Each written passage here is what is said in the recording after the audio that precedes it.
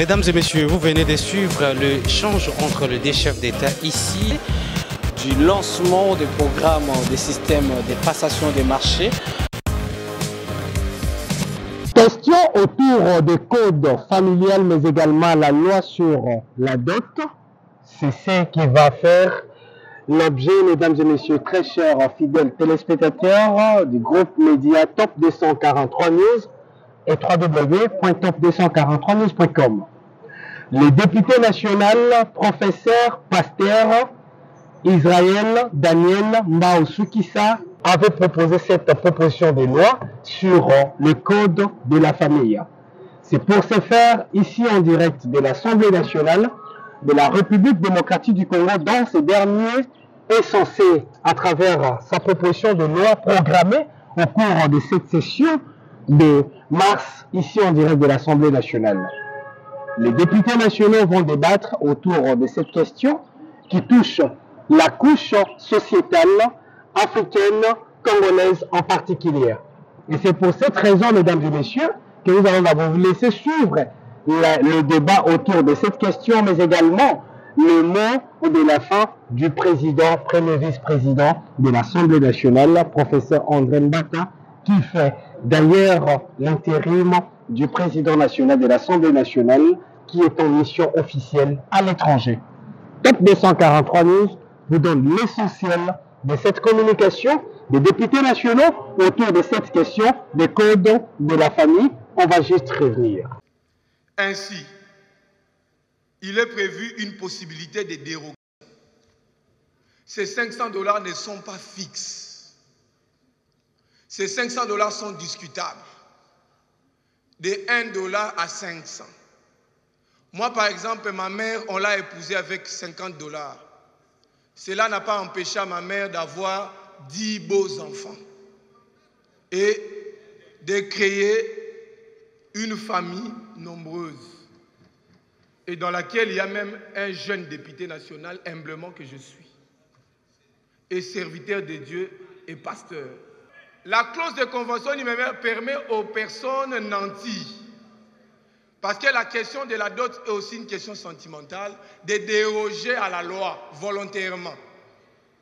Ils peuvent donner 100 000, 200 000, autant qu'ils veulent.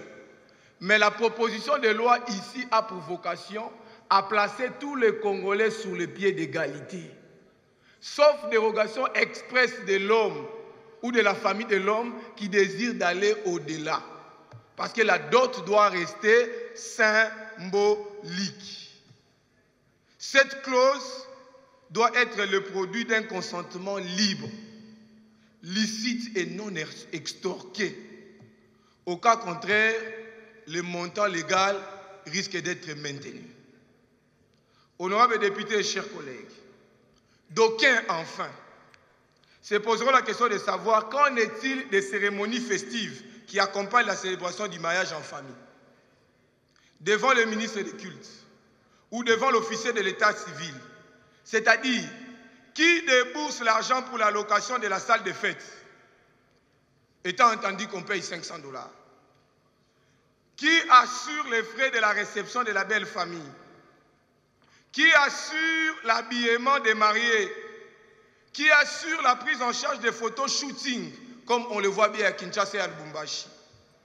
La présente proposition règle la question en imputant la charge de ces obligations aux futurs époux qui doivent s'organiser et s'assurer avant de convoler en juste noces et avant d'embarquer les deux familles dans une aventure de mariage, qu'ils ont des moyens nécessaires pour pourvoir à tous ces besoins.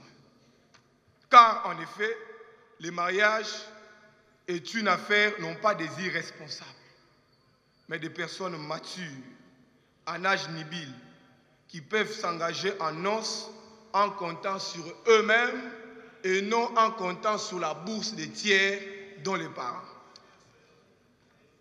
Honorables députés et chers collègues, considérant l'urgence et la nécessité que requiert l'examen de cette proposition de loi, dans une législature finissante et convaincu de la faiblesse inhérente à tout travail de production législative, ainsi qu'à des limites humaines, je viens très humblement comme votre collègue, solliciter la recevabilité de la présente loi.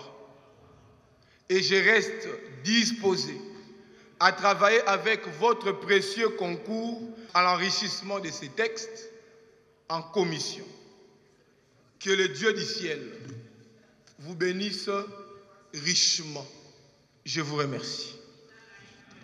Au vu du résultat de vote, l'Assemblée plénière déclare recevable la proposition de loi modifiant et complétant la loi numéro 87/010 du 1er août 1987 portant code de la famille.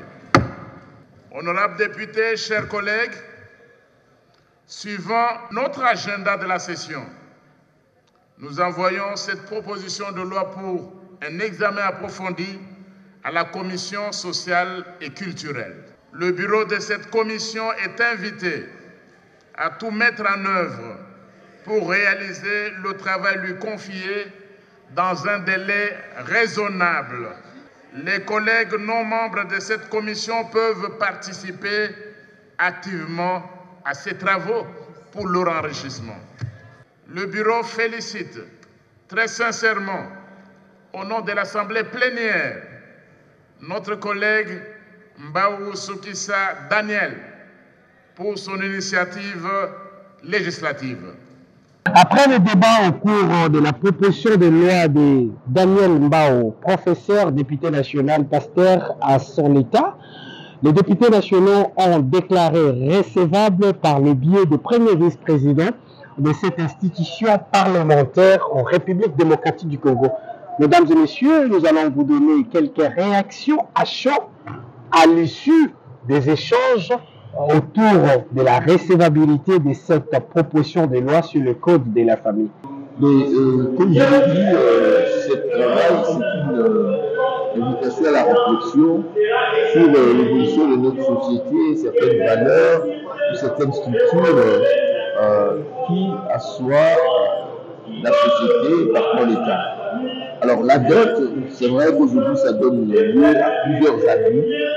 Et le collègue, dans une vision normative, veut, n'est-ce pas, réglementer cette question en fixant un montant, un plafond sur lequel on ne peut pas dépasser. Et comme nous l'avons dit, les droits privés de la famille, c'est de l'ordre négocié, c'est pas un ordre imposé. Et comme lui-même l'a toujours dit, et nous l'avons dit avec lui, il y a la simplicité de la norme. C'est-à-dire que les normes sortent de plusieurs parts. De la norme de coutume ne veut pas venir étouffer la norme coutumière. Il faut chercher un mécanisme coutumier. Et c'est comme ça que la plupart de convenir, c'est un droit négocié. Donc si vous fixez à 1 million de plans congolais, combien coûte une vache chez les vaches? Combien coûte un fusil chez les Balouba? Combien coûte une pirogue chez le monde? Donc ce sont des matières qui sont laissées en point noir pour permettre à la coutume, qui est une source supplétive, de venir compléter la loi. Et si la source principale de la loi veut aller régenter la coutume, ça devient difficile. La possibilité de la loi, mais aussi la faisabilité de la loi. Il ne faut pas faire de loi pour la beauté de l'écriture ou de l'esthétique et ne pas tenir compte de la case de cette loi-là dans la société. Oui, si nous sommes intervenus par motion d'information, c'est juste pour tenir informé la représentation nationale qui est dans la circonscription électorale de Dimbélengue. Il y a eu des affrontements qui ont opposé des groupements voisins qui vivent en toute quiétude depuis la nuit des temps, mais subitement à cause d'un conflit des terres, limite des terres, voulais-je dire, et ils sont arrivés à s'affronter et que les dégâts, tant matériels qu'humains, sont très importants. Et nous pensons que l'intervention du gouvernement à cette étape s'avère urgente et que le ministère de l'Intérieur devrait aussi intervenir pour que la paix soit imposée dans cette partie de la République.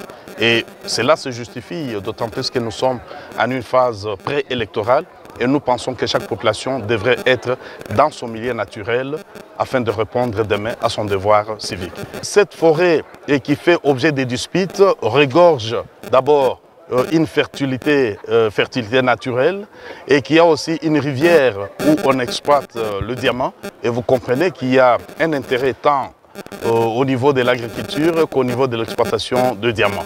Et lorsque deux groupements qui recherchent la richesse autour d'une même rivière, demain, ça va être la question de savoir à qui revient cette rivière, à qui ça appartient, c'est dans quelle partie du groupement. Voilà ce qui est à la base. Et nous pensons que l'interprétation de la carte géographique qui donne les limites à chaque groupement serait d'abord un atout afin de fixer les limites à chaque groupement impliqué dans ces conflits. La famille, c'est d'abord la cellule de base. Ce texte qu'on appelle le Code de la famille, c'est vraiment une sorte de charpente osseuse qui nous aide à trouver des solutions à toutes les préoccupations qui touchent à la famille.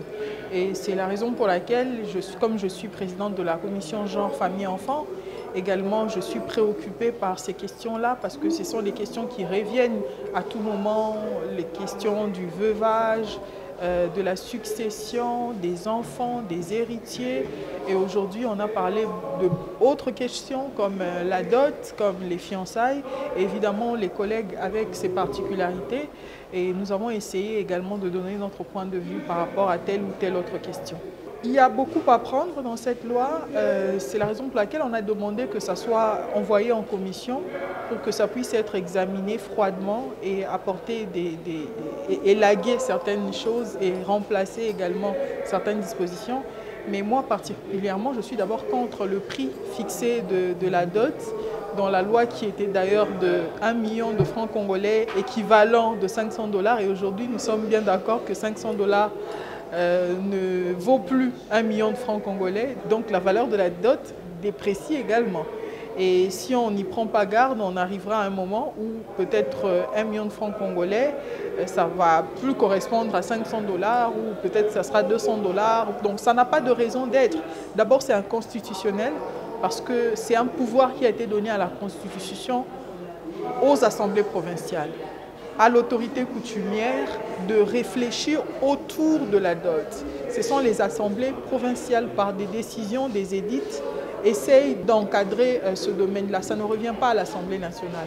Et deuxième chose, là j'ai dit sur le plan de la science bien sûr, mais sur le plan du bon sens, la femme n'a pas de prix. La femme a une valeur et chacun donne sa valeur à sa femme en rapport avec ses moyens. S'il y a un homme qui dit « moi je vais épouser ma femme avec 10 $, avec 10 francs », ok. S'il y a un autre homme qui dit « moi j'aime tellement ma femme et j'ai les moyens de débourser 100 000 $, on dit « ok ». Mais on ne peut pas se réveiller un jour et dire que voilà, voici le montant de la dot. Et même la dot sous d'autres cieux, ce sont les hommes qui donnent la dot. Et en Afrique, chez nous, ce sont les hommes. Mais lorsque vous allez, par exemple, en Inde, c'est la famille de la femme qui verse la dot. Donc, c'est compliqué. Et deuxièmement, c'est la question de fiançailles également. Le collègue propose qu'à partir du moment où il y a fiançailles, les deux fiancés se présentent devant l'officier de l'état civil, contractent devant l'officier de l'état civil. C'est pour ça que je lui ai dit, en ce moment-là, ce n'est plus un fiançailles, ce ne sont plus des fiançailles, ça devient ce qu'on appelle le PACS, pacte civil de solidarité. Ça, c'est un moyen qui avait été trouvé par les Européens. Pour ceux qui ne veulent pas se marier, c'est un peu un plan B de venir devant l'officier de l'état civil et de sceller leur union. Ce ne sont pas des fiançailles. Les fiançailles, ça reste une promesse faite à l'autre qui peut aboutir ou pas pour des raisons que l'on ignore. Et là, c'est le droit naturel, c'est le droit privé. On ne peut pas légiférer dans ce domaine-là. En tout cas, ça doit être élagué. La proposition de loi a 12 innovations. Et parmi les innovations essentielles, il y a la problématique de la protection juridique renforcée de la succession. Désormais, avec cette proposition de loi, la République démocratique du Congo va assurer la protection pénale de la conjointe survivante et des héritiers de la première catégorie. Et donc, toute dépossession ou tout déguerpissement de la conjointe survivante ou des héritiers de la première catégorie de leur seule maison d'habitation constitue désormais une prévention. Mais dans la catégorie successorale, nous avons apporté des précisions énormes, notamment dans l'évaluation des petites successions. Parce qu'évidemment, dans la loi en vigueur, il est dit que les petites successions reviennent aux héritiers de la première catégorie. Mais le législateur n'avait pas prévu un montant conséquent. Et donc, avec cette proposition de loi, on vient actualiser cette question pour donner sens aux petites successions et les différencier aux grandes successions. Une des grandes innovations majeures, c'est l'institution du trust. Le trust, c'est quoi? C'est une forme de fiducie. Le trust, c'est un mécanisme nouveau et moderne de transmission transgénérationnelle des richesses et de protection juridique des héritages. Pas n'importe quel héritage, mais des gros héritages. Vous le savez autant que moi, que depuis la nuit des temps, les gros héritages ne résistent pas à l'usure du temps en République démocratique du Congo. Généralement, après la mort du Dekuyus, c'est la dilapidation des biens et des avoirs. Je vais citer par exemple, pour vous en convaincre, une des grandes successions que nous connaissons tous, la succession Dokolo. Ou prenons la succession Bingoto. C'est des grandes successions qui étaient évaluables en millions de dollars. Mais après la mort de leur titulaire, ces successions se sont éteintes et ces successions ont disparu. Si Peugeot a résisté ailleurs, en France, si Michelin continue à résister, c'est grâce au trust. Et ce trust va permettre aux cabinets d'avocats sérieux et aux sociétés fiduciaires d'assurer la rentabilité financière de ces gros héritages, ce qui va permettre aussi la survie des héritiers de la première catégorie après la mort du Dekuyus. Un autre versant d'avantage du trust, c'est que le trust protège des héritiers de la première catégorie contre les intrusions des tiers de mauvaise foi. Donc des oncles qui viennent s'accaparer des biens du Dekuyus à la mort de celui-ci. Et que donc avec cette institution, ils ne peuvent rien trouver comme actif successoral parce que tout est déjà parti vers une personne morale, à charge pour celle-ci, donc cette personne morale, de rentabiliser en faveur des successibles. Ça, c'est dans la catégorie de la succession. Il y a des matières plus importantes que la dot. Il y a la question, par exemple, de la fixation de la résidence. Hier, c'était l'apanage exclusif de l'époux en cas de contestation. Mais aujourd'hui, il est possible aussi, sous certaines conditions, que madame puisse fixer la résidence. Il n'y a pas que cette question, mais également la question des fiançailles. La proposition se veut être un texte des valeurs, un texte de changement des mentalités. Nous sommes un État jeune, évidemment parce que nous datons que d'il y a quelques années. Nous sommes nés en 1960 comme étant indépendants. Mais nous n'avons jamais réussi à asseoir des valeurs convergentes. Pourquoi j'encadre les fiançailles? Parce qu'il y a trop d'abus. Il y a ce qu'on appelle le phénomène du goûtage. Il y a des jeunes qui vont vers les jeunes garçons, qui vont vers les jeunes demoiselles pour s'aventurer. 3 ans, 4 ans, 5 ans, 15 ans, et finalement disparaissent, vont se marier ailleurs. C'est comme ça que j'ai proposé, comme au Congo-Brazzaville, d'instaurer une période probatoire de pré-mariage qu'on appelle les fiançailles. Les fiançailles ne sont plus simplement une simple promesse, mais c'est un engagement solennel qui précède les mariages avec une durée déterminée. C'est une convention entre parties. Et cette convention précède la célébration du mariage. Tout ceci pour empêcher et limiter le nombre des abus. S'agissant de la question dotale, cette question, elle est passée. Désormais, en République démocratique du Congo, chaque coutume est censée maintenir ses listes dotales, conformément à la coutume. Il est désormais proscrit, si cette loi est promulguée, qu'une famille vienne à ajouter des éléments ou des objets qui ne sont pas prévus dans la coutume. Donc, les téléphones iPhone Pro Max, qui sont parfois demandés méchamment, des ordinateurs, des motos, des télévisions plasma et que sais-je encore, seront désormais tous ces effets proscrits. Et s'agissant de l'enveloppe, je ne veux plus parler du montant, parlons de l'enveloppe qui accompagne les effets d'auto. Cette enveloppe, en vertu de l'article 12 de la Constitution du 18 février 2006 qui prescrit l'égalité de tous les citoyens devant la loi, désormais on ne dépasse pas le montant de 1 million de francs congolais ou à la limite le montant qui avait été défini en ce moment, au moment du dépôt, 500 $ américains. Mais il est prévu à côté ce que nous appelons la clause de convention numéraire. Suivez-moi très bien. Cette clause-là permet aux futurs époux d'y déroger. C'est-à-dire qu'ils peuvent aller au-delà de 500 $, miser sur 10 000, 100 000, même 1 million de dollars en termes de dots.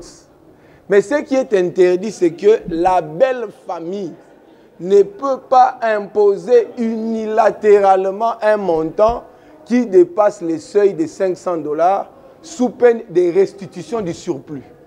Voilà un peu, somme toute, avec beaucoup plus d'humilité, chers compatriotes, vous qui me suivez, l'essentiel de ma proposition de loi, qui n'est pas qu'une loi totale, mais c'est aussi une loi successorale, mais c'est aussi une loi qui fait renaître le droit international privé en droit positif congolais, qui, depuis 2016, lors de la révision, avait perdu son soubassement commun. Chers fidèles téléspectateurs de groupe Média Top 243 News, vous venez certainement comprendre avec nous ensemble que le débat autour de la proposition de loi sur le code familial, entre autres, c'est la question de sécuriser la veuve, mais également les orphelins, ou comme le veuf après le décès de l'un ou l'autre. Vous avez également compris les innovations dont ces derniers a ajouté, c'est-à-dire l'initiateur de ces projets de loi, de cette proposition de loi, le professeur Daniel Mbao, qui a émis le vœu de dire qu'il y avait des anguilles roches autour de la question de 500 $ comme la dot qui a été recommandée, ce qui a fait d'ailleurs la spéculation dans la société congolaise et qui nuance en particulier. Autour quand même de cette plénière de ce lundi 8 mai 2023, mesdames et messieurs, les députés nationaux ont émis le vœu de voir réellement la prise en compte pour respecter les coutumes, mais également nos traditions en tant qu'Africains, mais également Congolais en particulier. Mesdames et messieurs, dans la même ordre d'idées, ces derniers a pris la parole pour clore avec nous ensemble sur sa position. Il avait proposé que la dot en argent soit prise en compte à partir de 1 million de francs congolais, soit équivalent de 500 $ américains minimum, pour aller jusqu'au-delà de ce que n'importe quelle famille va accepter. Au cours de la même séance plénière, les députés nationaux ont également compris qu'il ne suffisait pas de donner le billet qui fait l'objet comme symbole dans le contexte africain et congolais, en particulier sur la façon d'honorer sa femme. Mesdames et messieurs, beaucoup ont voulu tout simplement laisser le libre choix à celui qui veut solliciter la main d'une femme ou jeune fille, pour ne pas dire une adolescente. Merci parce que vous étiez très nombreux. Vous avez eu le temps de suivre la quintessence quand même de cette édition spéciale basée sur le code de la famille en République démocratique du Congo. Merci pour votre attention. À très bientôt dans un nouveau numéro d'actu sur Top 243 News.